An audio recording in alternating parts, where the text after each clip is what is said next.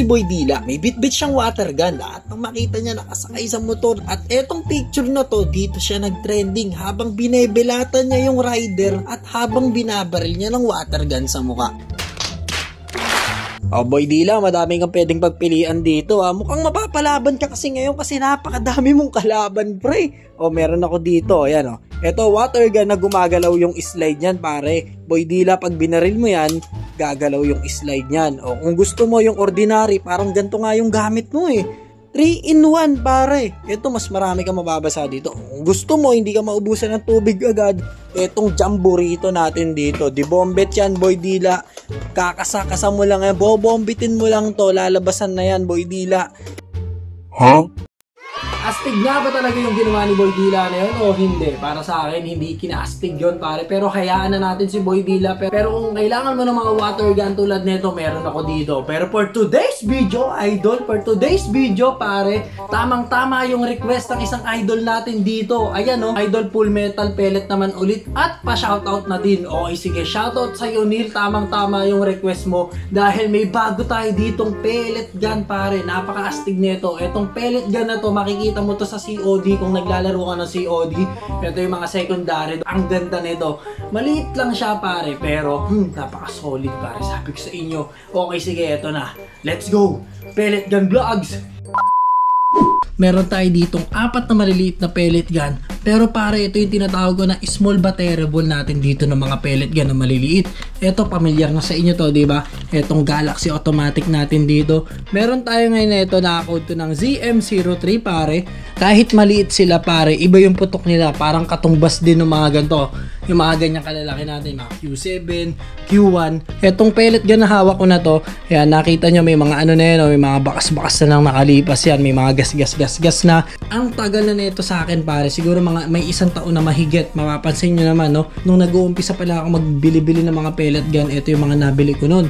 At yung Glock 19 natin dito, pare, na maliit na cute size din. Itong kinastigan nito, tignan nyo naman, napaka-stylish niya, tignan nyo. At aloy yung slide niyan, pare. Ito naman, yung sinasabi ko sa inyo, pre. Itong Mauser natin dito, na C96, pare. Ang apakatindi nito. Itong Mauser C96 natin dito, ang putok nito sa totoong barrel, pare. Para siyang Uzi, no? Tuloy-tuloy. Ganito yung barrel na gamit ko sa COD, pre, sa secondary natin. Napaka-astig nito, kaya nung nakita ko to doon sa supplier ko, pare, binili ko na siya agad, no, para pagdagdag dito sa mga collection natin. At ang kinagandahan dito kay Mauser C96, pare, full alloy yan, magmula dito sa may barrel hanggang dito sa may body, hanggang dito sa may handle. Ito lang yung plastic dyan, guys, so yung brown na yan. Tapos yung magazine niya, plastic yan, pero pare, overall, ito, bakal yan.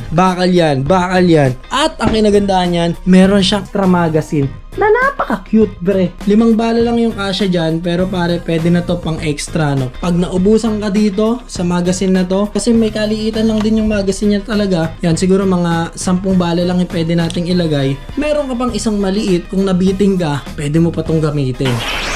Alam nyo kinagandahan dito kay Mauser, no? Nung 1896 to na invento sa may Germany. Kaya automatic, pare, classic ganito. Alam nyo, sinearch ko nga sa Google tong Mauser na to, pare. Pag sinabi mo kasing superior range, pare, yung range ang naabot ng bala nito talagang may kalayuan, pare. At ang nakalagay pa rin, pare, better penetration in other pistol, pare. Kaya ano, sinubukan ko to, talagang yung putok niya, pare, talagang steady yung tama ng bala kung ano man yung aasintahin mo.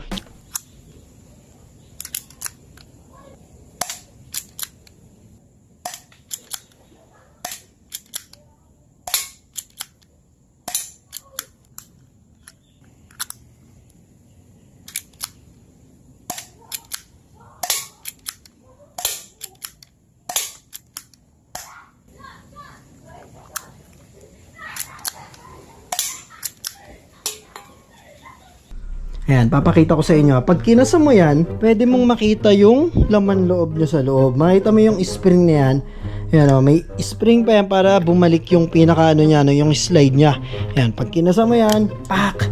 Makikita mo yung loob niya. Ayan yung loading nozzle niya, pare. At ang kinagandahan dito kay Mauser, pare, no, madali lang siyang ikasa dahil may mahawakan ka rito. Ayan, parang may grip ka na dyan. Sanay ka talaga sa mga kasahan na mga gantong full metal, pre. Masasanay ka na dyan, di mo babaliwalain mo na lang yung bigat. At kung mapapansin nyo, pre, ayan o, nakikita mo, pre, metal yan. Metal din yan. Kung maririnig mo, pre. Yan, metal yan. Metal to. Metal din yan, metal din yan, metal. Ito lang talaga yung magazine lang na hindi metal dyan, pare. At ang kinagandaan niya, kung tatanungin nyo, yung hammer kung gumagalaw, kung movable, pre, yung hammer niyan movable, movable. At kung tatanungin nyo, yung mga safety features niya, yung mga other, yung design dito sa barrel, eto tulad nito, hindi siya nagagalaw, design lang din talaga siya, display lang. Pero eto, naangat yung sight niya, yan, pwede nating iangat yung sight. Pero karamihan dyan, katulad nito, yan, yung mga bakal-bakal dyan, sa may gilid-gilid, display lang siya, naka-design lang talaga siya sa barrel. And bukod pa dyan, pare, meron pa tayo ditong Galaxy Automatic, pre. Hindi ko sinabing automatic na automatic talaga siya na parang gas type, no? Yan lang yung nakapangalan sa kanya, Galaxy Automatic. Pero eto, pre, kahit di siya automatic, yung magazine niya ganito lang kaliit, ang lakas nito talaga, promise. Nawala lang to sa akin, no? Meron ako netong dati sa sa Shopee natin, inalis ko lang. Kasi nga, tignan nyo, pakinggan nyo. Oh, ang lakas, no? Wala pang bala yan. Diba? Mamaya subukan din natin to. Ayan na, subukan na natin ngayon. Okay, sige, kada susubukan na natin. Ayan.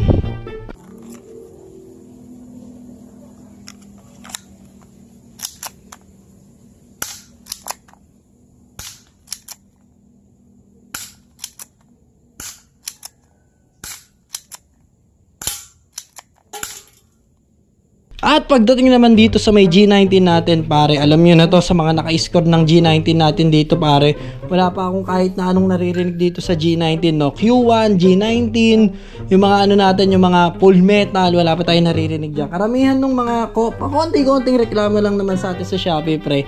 Nagja-jam yung bala. Pag nag-jam yung bala, pre, ibig sabihin no siguro, pagdating doon sa bala, baka hindi kasya yung 6mm na gamit mo, mag 3mm kaya, no? O kaya nasobrahan sa kasa, kinasama na siya na ganun, tas nakasama pa siya ulit, may tendency na talaga magbara yun. Pag nagbara yun, sundutin nyo lang dito ng ting-ting, pwede nyo alisin yan, o kaya silipin nyo.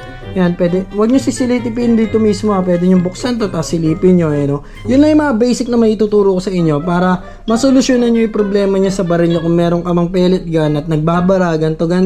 Checkin nyo lang kasi baka nagjajam yung mga bala sa loob. Dapat pa isa-isa lang at wag kayong kasanmaga pa. Dapat yung mga gantong klase ng handgun na pellet gun natin dito, tamang paggamit lang din talaga, no? Yung mga dapat kasang ganyan, mahina lang. Bam! Bam!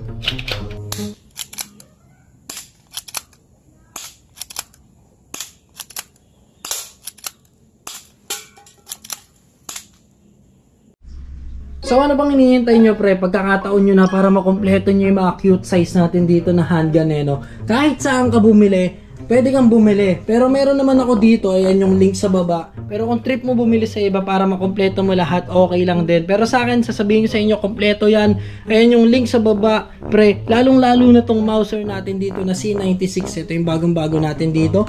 Ayan yung link sa baba rin. At kung gusto nyo makita yung apat na agad na yan, andyan din yung link sa baba rin. Magkasunod lang yan. So ano pang hinihintay nyo? Kompletuhin nyo na yan. Itong G19 natin dito.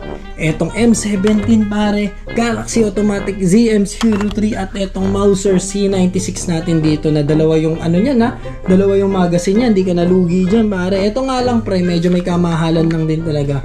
Kahit doon sa supplier, nagulat ako sa presyo niya, pero sa ganda niya, talagang kinuha ko siya kasi gusto ko rin magkaroon ng bagong pellet gun dito sa akin, pandagdag sa aking collection, pre. Pero kasi hindi mo talaga no? Hindi mo aayawan, pare. Katulad lang din to ng mga full metal natin. Mas mura to sa full metal natin, pre, no? Kahit full metal din to. Ang wala lang kasi dito, pre, yung box niya.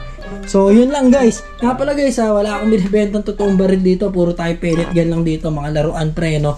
At syempre, wag nyo rin kalilimutan ng pag-iingat. Ang pellet gun, pre, dapat maingat ka maglaro niyan. Ituring nyo silang totoong baril dahil may posibilidad na makasakit ka rin ng iba. Baka makabulag ka. Pag may pellet gun ka, dapat maging responsable ka rin na owner ng pellet gun. Ituring nyo silang totoong baril, pre. Mag-ingat ka sa paglalaro, no? Maglaro ka lang sa walang masyadong tao o bata, pre. Kung kung gusto mo yung mga target shooting lang, huwag kayong magtatarget ang dalawa ng tropa mo dahil delikado yan. Sinasabihan na kita, yun lang yung gusto ko, ma-enjoy mo yung paglalaro ng pellet gun nang hindi ka nakakasakit. So yun lang, guys, kompletuhin nyo na yung mga small batterable natin dito na small gun natin. para pare-parehas tayong meron no? At pare-parehas tayong may pang-display dito sa may pader. Pre, ang ganda niyan pag na-display nyo na yan. So maraming salamat sa iyo kung hanggang dito man ay umabot ka pre sa dulo ng video na to. Huwag niyo nang kalilimutan mag-like, mag-share, and mag-subscribe. Yeah! Kita-kits tayo next video. Bye-bye!